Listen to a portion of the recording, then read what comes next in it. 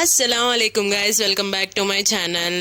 ఏంటి ఏందో వాష్ చేస్తుంది అని అనుకుంటున్నారా? ఏం లేదండి, ఇవి మా సైడ్ అయితే చెరువు పక్కలు అని అంటారు. మీ సైడ్ ఏమంటారో నాకు కామెంట్ చేయండి.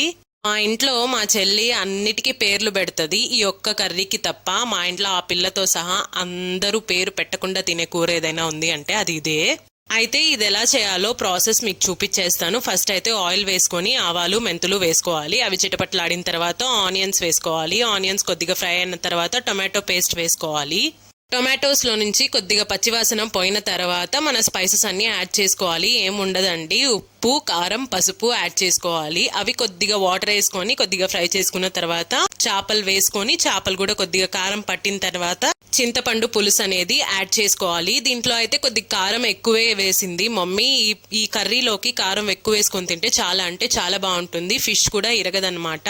కర్రీ అయితే సూపర్ ఉంది. ఇలా ఒకసారి ట్రై చేయండి, ఎలా వచ్చిందో నాకు కామెంట్ చేయండి. అలాగే నా ఛానల్ సబ్స్క్రైబ్ చేసుకోవచ్చు కదా. బాయ్.